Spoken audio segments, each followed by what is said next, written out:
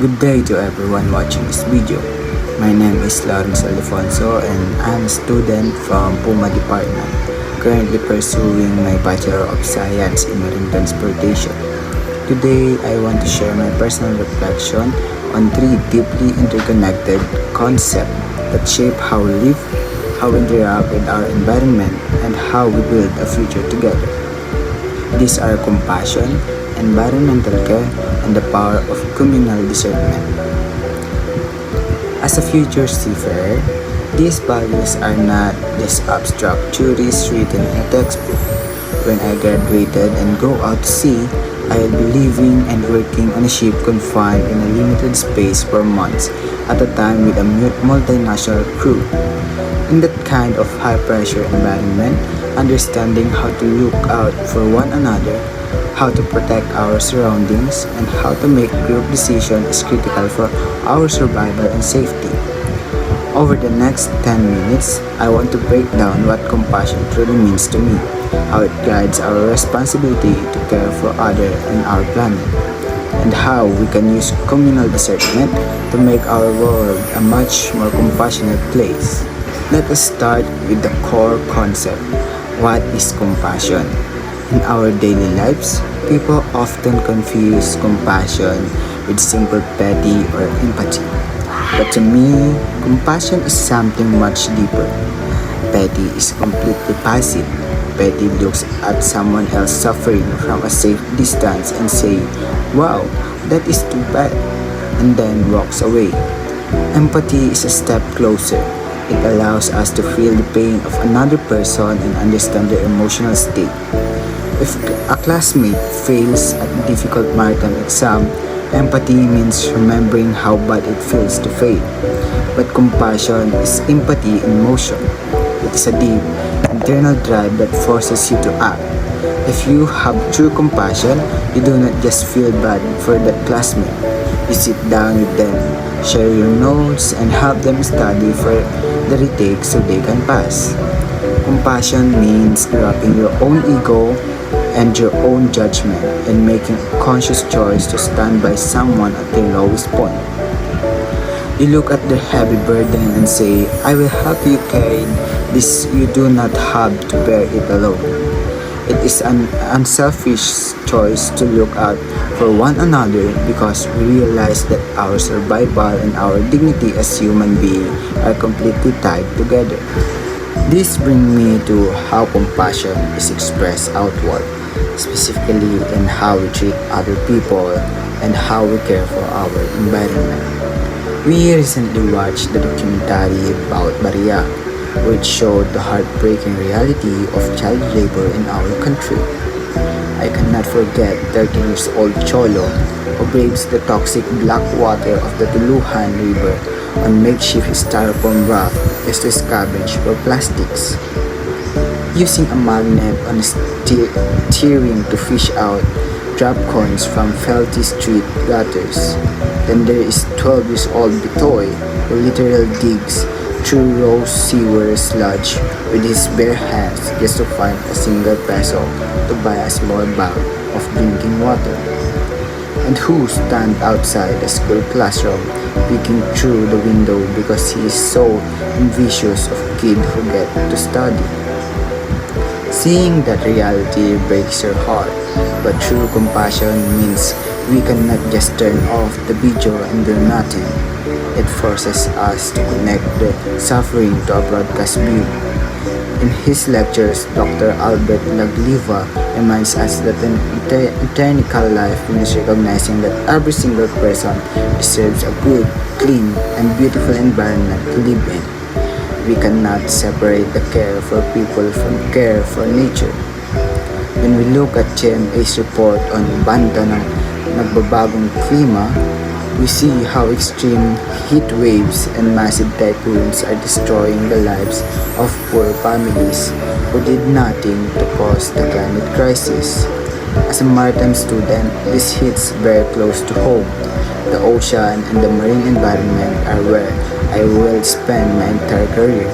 In our major subjects, we study strict international law like MARPOL, which stands for Marine Pollution, We learn about the technical procedures to prevent oil spills, sewage dumping, and plastic pollution from ships. Following these rules perfectly is not just about avoiding a fine, it's the direct act of compassion. When we pollute the ocean, the garbage and oil wash up on our coastlines, destroying the livelihood of poor Filipino fishermen and coastal communities. Caring for environment is an act of compassion because it ensures that our actions at sea do not trouble vulnerable people on land of a livable tomorrow. But how do we turn this individual feeling of compassion into something permanent that can actually change the world? This is where communal discernment comes in. Discernment means listening carefully, reflecting deeply, and figuring out what is genuinely good and right. But communal discernment means doing this together, as a group, as a school, or as a society. Massive problems like puberty, childhood labor, and climate change cannot be solved by one person alone. Communal discernment requires us to sit down together, listen to the stories of vulnerable, and allow ourselves to be genuinely affected by their pain. It means asking the hard question as community. What are we doing that cause harm? What policies need to change? How can we intervene to help people recover? When we practice communal discernment, we stop looking at life through a selfish lens. We begin to plan, act, and evaluate our choices together. It ensures our professional standards and our daily habits are always serving the best interests of the community rather than just our own personal gain. To add to this, we must also look at how these values play out in the daily dynamics of ship crew. On a vessel, you have a strict chain of command from the captain down to the ratings. But a good leader does not just give order blindly. A good maritime officer will lead with compassion. This means being attuned to the mental and physical well-being of your crew members. Seafaring is an isolating job. A homesickness or extreme fatigue can severely impact a crew member's mental health and performance. By practicing compassion and active listening on board, we create an environment where crew members feel supported rather than isolated. This directly ties back to communal discernment on a ship. When a crisis occurs at sea, whether it is severe weather system or a mechanical failure in the engine room, the bridge team must use collective discernment to analyze the situation, weigh the risk, and make a decision that prioritizes human life and environmental safety above commercial pressure.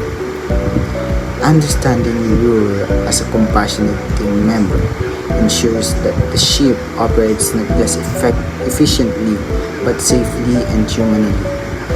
Finally, let us bring this back to our current situation, student in this course.